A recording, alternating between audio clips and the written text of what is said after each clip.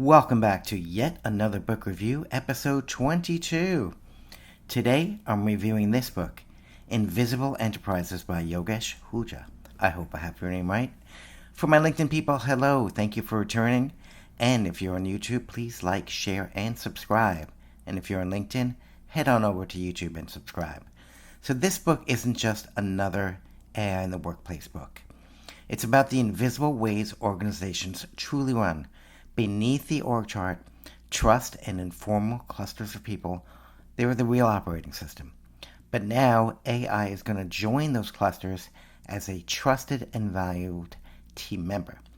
So this book, Invisible Enterprises, and by the way, thank you, Yogesh. He told me about the book and I was invited to read it directly by the author. DM me if you want to do that. What makes this book unique is that it blends already existing organizational behavior with AI. It's practical, and it even gives you a plan that you can apply in your own company. The author argues that companies don't just operate through official chains of command. We already know that. The real work comes through informal trust networks, or what he calls clusters. These clusters are where influence, innovation, and resilience live. And now, AI is stepping in to join them. So here are a few key takeaways that you'll want to consider. First, the hidden operating system. Every organization has an org chart, but the real system is invisible, clusters of trusted employees who just get things done.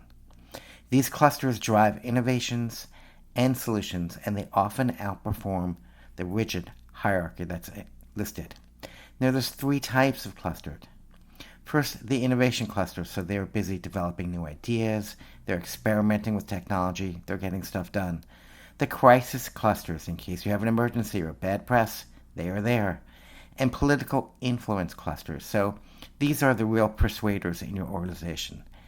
All of these clusters exist naturally because humans are social and cooperative by instinct, usually. And they evolve whether the managers see them or not. Now AI is going to join the clusters. It's not replacing teams, it's joining them, with AI's distinct advantages and, yes, disadvantages.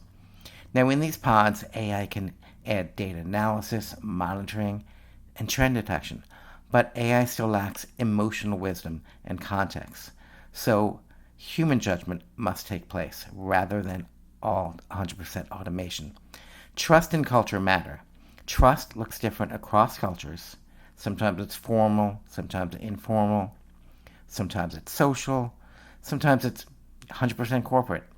In my company, we have teams in the USA, in India, and the UK, and each of those have different cultures. Now, you and I need to understand that, but AI, for it to work globally, it needs to understand cultural awareness.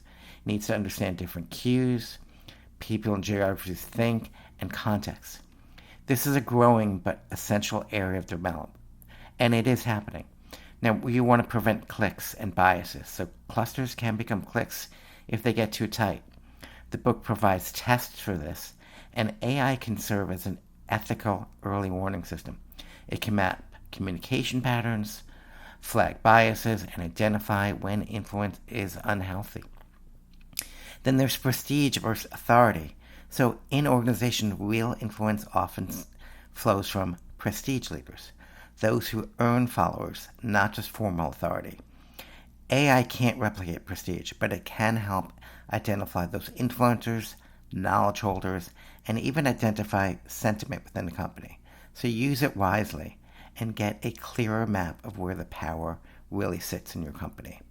In the enterprise of the future, maybe in the year 2040, AI is going to be fully onboarded as a coworker. This is agentic AI, not just AI agents or RAG, and if you know, you know. Teams are going to become more independent and self-governing, with AI helping schedule, monitor, and mediate, while humans remain the decision makers, as always. Leaders of the future will inspire rather than micromanage, and success will require trust and purpose, data with wisdom, humanity, transparency, and adaptability. And oversight. Always keep the human in the loop. And the book even includes, as I said before, practical playbooks and an AI readiness assessment so you can implement those changes needed with full understanding. And what resonated with me in this book, it's not about hype, it's about the real world, how people are operating right now.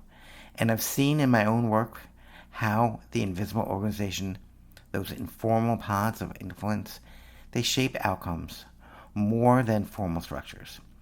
Adding AI into these pods is something I'm already experiencing in my own company. You should be experiencing yours. This book gave me the language and the frameworks for what I've been seeing in practice.